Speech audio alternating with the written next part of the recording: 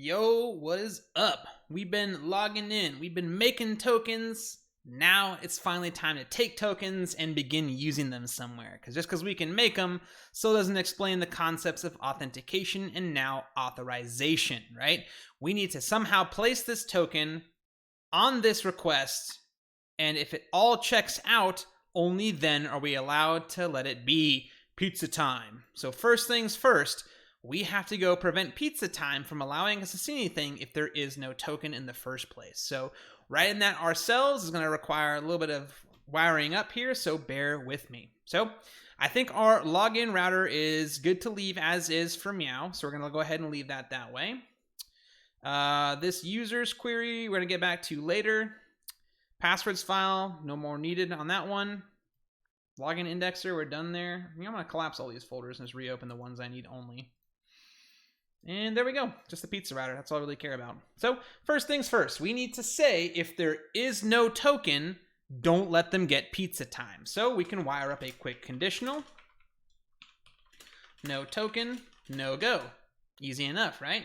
So we're gonna say, and where are these found? Where, remember we talked about in the README of the conceptual portion. Let me open up the preview rather than the raw markdown. We had talked about attaching that token. So we've done this, by the way. We've logged in. This Postman simulated the form with a submit button or a login button that had that email and password. We did authenticate the credentials. We created a new JWT and we sent the JWT or an error upon success. And then we store that thing somewhere on the front end, right? Now we're on this portion of stuff going, okay, well, what if they go to a protected page? How do we attach that token and then validate it, right? Because we should get an error if there is no token. So this is part of the request headers. Postman makes it very easy to set that up. If you wanted to write it yourself, you would have to go to the headers section, add a new key called authorization. On that authorization key, authorization, please fill that in, you would write capital B bearer because that's how the scheme is written. These are the standards we are following of how to do token-based authentication. We go to our login tab and grab this token that hopefully hasn't expired. I set it for 15 days, so I don't think it has, and we paste it here. Now, that's a lot of work to do, so how about we have Postman help set that up more automated for us. So I'm going to go ahead and get rid of that key. Just want to show you all how to do it yourselves. We're going to go to the authorization tab instead. Go down to bearer token. I have Postman variables set up. My buddy Andrew, who teaches with me here at the course as well, we need to get him to make a just super duper fantastic Postman Pro Tips Pro Series, Pro-Am Pro Series, whatever he wants to call it. Hope he calls it all that, where we can talk about how to do this instead, but instead I'm going to paste that token I got and that's it. If I make the request, we're still going to get nothing, evidently. Oh, because I started my code and never finished it, right? My bad. So we applied it to those request headers. That's how it works. And how do we check for that? Well, let's just work either in responses or console log for now. Yeah, I mean, the pizza time response is what I always expect to see. So let's just go to the console log. And we're going to say log our headers. And there could be quite a bit of them, so we're going to see what happens. Okay, so fire away, check our logs. Yeah, there is our request headers and the information on them, including that authorization bearer token with our token attached to it. So this is an object with a key of authorization. So all we really need to do is come into the request headers, and we can do authorization, right? And we have to make sure that they actually exist. So we're going to make sure that this key is truthy. So first things first, let's confirm that drilling it down one more step did its job, which it did. We got bearer in that token value right there. Let's see what happens in the event that authorization is maybe not defined or is not on there. So back in my Postman test, I'm going to say no auth real quick, click send, and our log now says undefined. So we have to remember that we have to optional chain this, because if authorization is undefined, we can't continue the next step, which is messing with the string value. So what we're going to do is place that there, go back to our bearer token, and now we can successfully write dot split. And we're going to do a split with a space there and watch what it ends up logging. Split is a super fun string method that breaks it into an array of elements. And based on your argument to split, notice it is a string with a space, not a blank string. It says if this was my string, if I tell it to split around the space, it will give me an array of hello and there. Imagine the double quotes are there for the string values. That's what it ends up doing. So we took that request headers and we split them and got an array with the first value, or index 0, being the word bear. We have to check for that. And the second value being our token. How nifty is that? Let's test the other way around where we have no auth. Click send.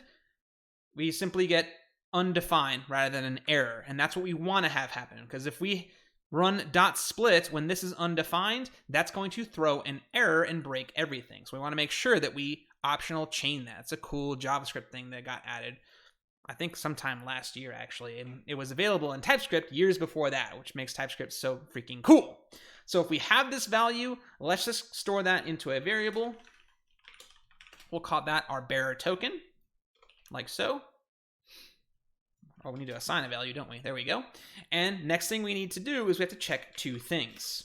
We have to make sure that bearer token at square bracket 0 has a value of the keyword bearer. Otherwise, this is the wrong authorization scheme for our servers, and it's going to fail. If that is true, what we also need to do is grab the token. So you know what? Rather than making it conditional, let's just do a short circuit instead. All right? We're going to say if that is true, then we're also going to go ahead and grab bearer token position 1. And now if I console log the token, that should be, if I'm not mistaken, the token with scheme bearer that we pull from our request. So with no auth, we click send. Evidently we got an error because, oh, I forgot to optional chain it, didn't I? Yeah, because if this has no value, then this logic shouldn't work anyway. So might be on that one. So what we could do for now is simply say, make it a null-ish value and actually do make it into a conditional rather than short circuit it.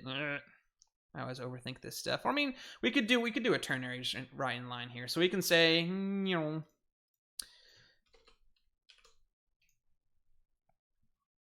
if that value, well, hold on, what was the error? Oh, no, I don't know what the error was. If it's true, give us that. Otherwise, give us null or undefined. Doesn't really matter since we don't have a token, and just log what it is.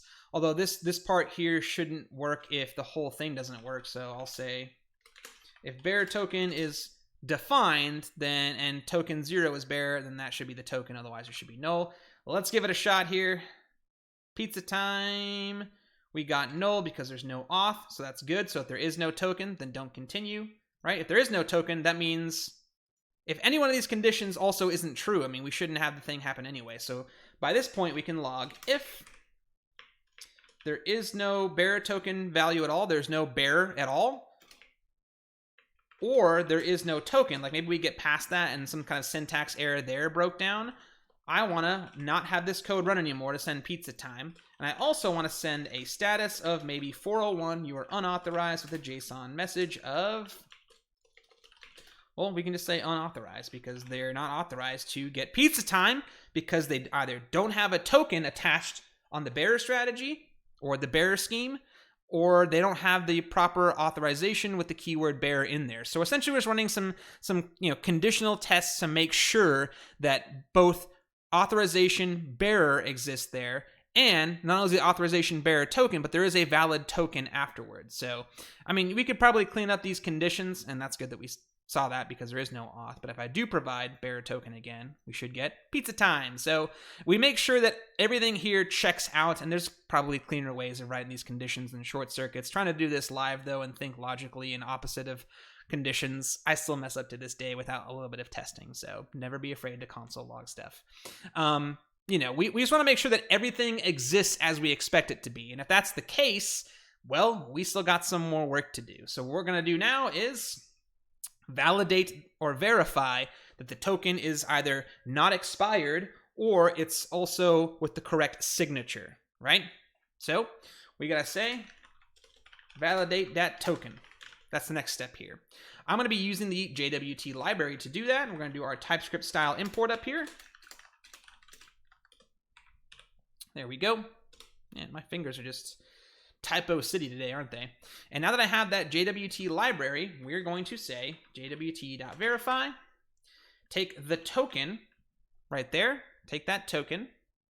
this variable token. And we also need to take our secret signature. So we need to also have our config, where our secret signature is found. So I can say take the token, take the config, jwt.secret, and make sure it verifies. This will return the token's payload. So I can say const payload equals that stuff right there. Let's console log the payload, which again will have like an arbitrary role I made up, the IAT, the EXP, the user ID, and I believe the email from that last video we had done. So I can look over here. Yeah, that's what the console log should look like, hopefully. So now I'm going to go ahead and fire away, check our log, and yeah, we have a verifiable token. Let's see what happens if the payload is bad, or not the payload, the token's bad. So over here, I'm going to just delete one letter, like the letter S, off of that value right there and click send. Well, we got an error, which we expected, and invalid signature. So it looks like this thing throws an error, which means maybe we can put this in a try catch block of some kind. Log the error.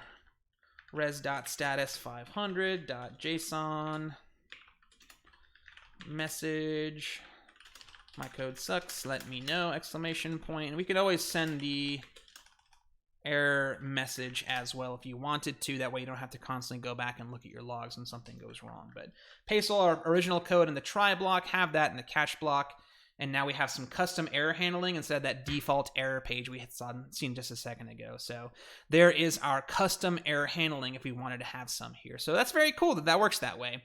So, I mean, if that validate doesn't work, then, you know, we shouldn't get pizza time. That's it, believe it or not. So how cool. Let's put that, I think it was letter S back on the token.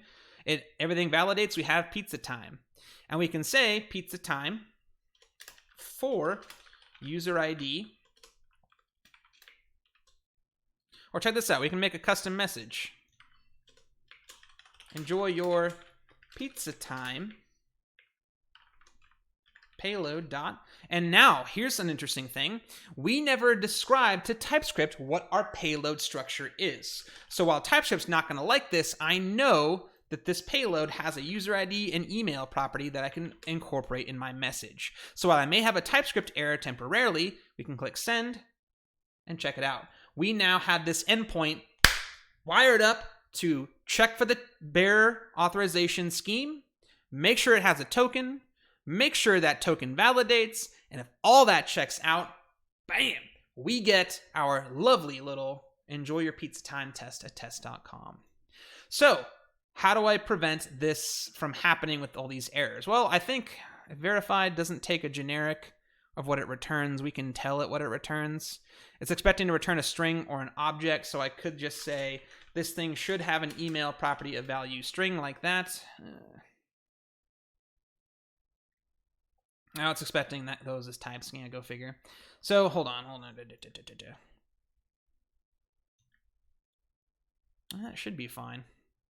So that does match string or object, although I'm surprised that it's type string is not assignable to type email : string because it's expecting an object, which I'll deal with that in a minute. But, you know, I shouldn't do an any.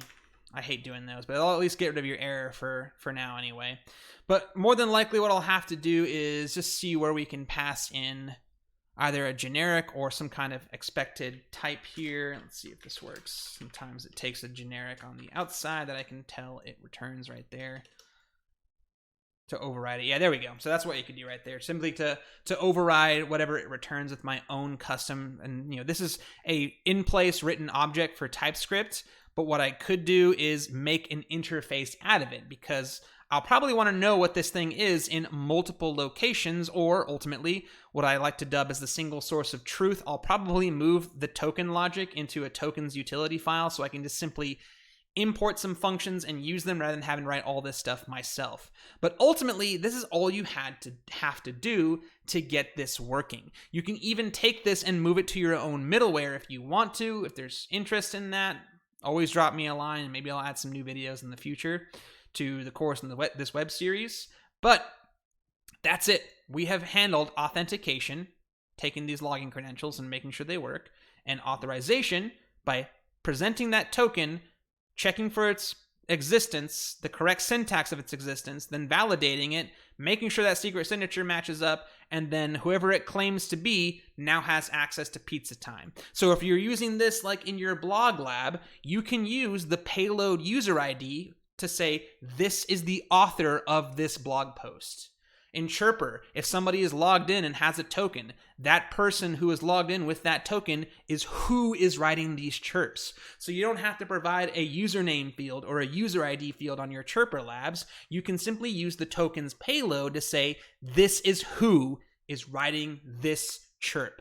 And that's what you'd expect to see in the real world. And that's where we're going to leave this video off for now, because in the next video, we're going to talk about moving some things to use utility functions, or possibly just go heading right into Passport. Because again, you have total granular control over this workflow. Everything that happens here in this authentication and authorization workflow, we have written it and we have control over it, which means we can custom handle anything we need to.